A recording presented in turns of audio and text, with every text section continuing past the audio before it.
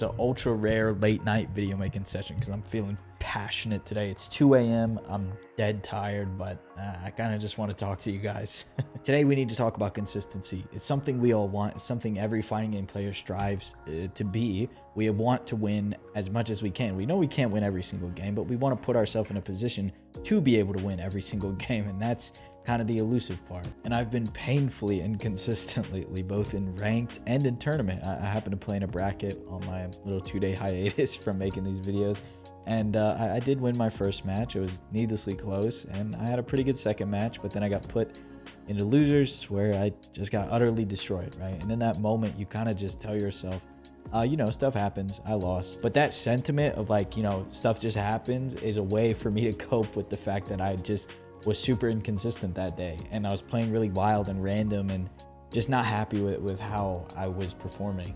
Hey, I'm genuinely trying to hit 10,000 subs by the end of the year. I don't know if that's a realistic goal to set, but I want to try and hit it. So if you enjoy this video by the end of it, I hope you'll consider subscribing. Thank you so much for watching.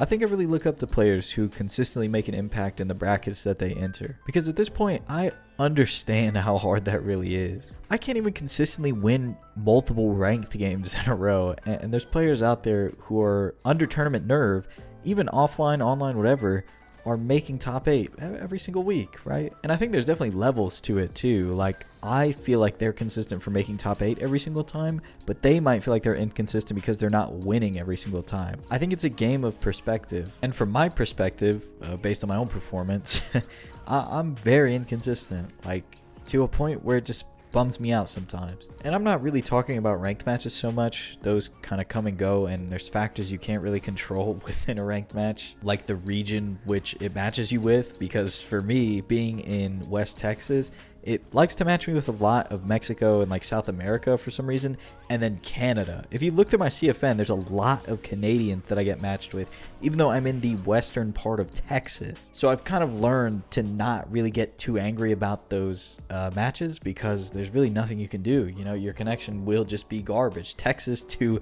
Canada is not an optimal environment to be learning in. But in brackets, like Full Bar Friday, which I try to play in as much as I can, and even the CLG, like Run It tournament, their region, like, you know, the region lock. So I will play somebody in Texas, or I'll play somebody on the West Coast or the East Coast. I know that I will match with somebody within the US, and the environment will be a lot better than I'm used to. And in that environment, the most controlled environment that we can have online, I still can't constantly beat people that, in all honesty, I should be beating. And I say should be beating not because I feel entitled to a win based on, I don't know, like their rank or something, or their previous history. It's based on their play. Like, I know what they're doing when we get into the game, but tournament nerves and things like that get me kind of clammed up, you know, and they get me real restricted, I guess. I don't know what the word is. Like they get me really tightened up and nervous to the point where I don't play the game like I normally would. And this kind of leads me to play way more wild and sporadic and like desperate. I guess desperate is a good word for it, because I distinctly remember playing against the Ed in this past Friday, Full Bar Friday, where I just said to myself, I need to do anything possible to get this last hit and get out of this game, because my brain is shot. All I know is that he's going to walk up and keep pressing stand heavy kick. That's all he was doing, and I kept getting countered by it, and then I would jump every single time and do an anti-army every single time. I was so desperate for that win, and unfortunately I got the win, which kind of reinforced those reinforced that bad play. I kind of get that win in a dramatic fashion too. It was last round, last hit, both of us were on a pixel, and he lagged out. So I messaged him in the Discord and I said, let's just replay it. You know, I'm not going to take the win. And he thought that maybe I lagged out anyways, but which, I mean, you can tell because I was still in the lobby and he wasn't. But I didn't really care. I just wanted to play. So we played it again and I won fair and square. But in that set, when I just had that weird desperation where I just wanted to get out of the situation by any means necessary, but I still kind of wanted to win, I don't want that feeling. I want to kill that feeling because I feel like it's kind of a root of inconsistency, is nervousness and like that desperation. I just remember all of the things that I trained and all the things that I knew I needed to do to win just went out the window, you know? Like I just wanted to run at him and do damage. There was no further thoughts going on. It was a completely reactionary game, and like I said in previous videos, that is the easiest time. That's when you're going to lose the most, is when you're playing that weird reactionary only gameplay and you're kind of just standing around in neutral waiting for something to happen. We read about it in the, Sonic Hurricane Guide to Footsies. That is the easiest type of play to be. It's not where you want to be. But for me, if one thing in my gameplay is consistent, it's that I always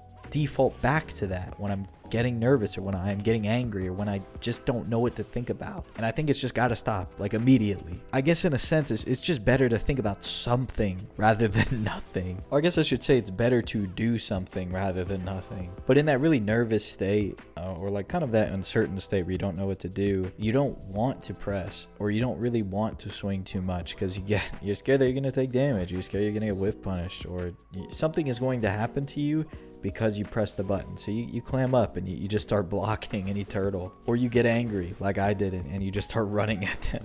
As far as the rest of that tournament run and the rest of that day, it was a lot of confidence building and a lot of me trying to tell myself that I'm not super bad at the game.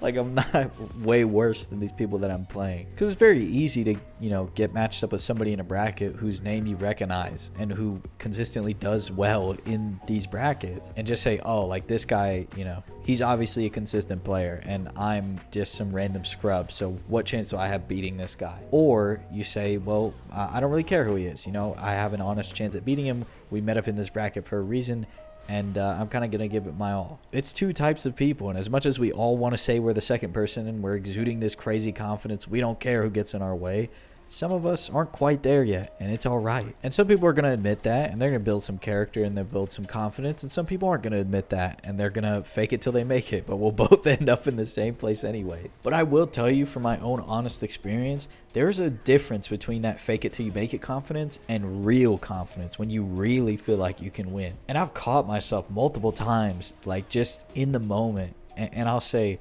I'm not losing this, like, to myself.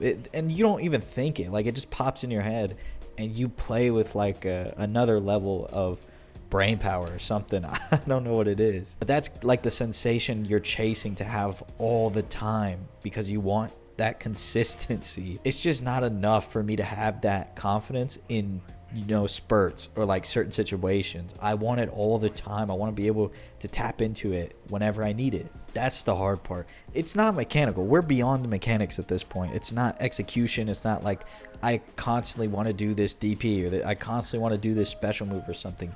It's mental now. I constantly want the chemicals in my brain to work a certain way. That's the point that we're at. And I think you feel it even when you lose. Like, especially when I lost that match against Shinakuma in the tournament. I might be showing it right now. I don't really know what gameplay I'm going to use quite yet. I record the commentary before I record the gameplay. But if I do use that one, it's a tournament match, and I felt like I played very well in the first and second game, and in the third game, it kind of just threw it all away because I got a little bit tilted, I won't lie. But afterwards, looking back on it, and like that moment that we loaded out of the third game, I was pretty happy with how I played, at least in the first and second game, and I felt confident that this was kind of a sign that I was getting a little bit better, even if it's just a minuscule amount. I feel like I put up a good fight. And then I went into losers and lost to Luke, and I lost all hope in the game.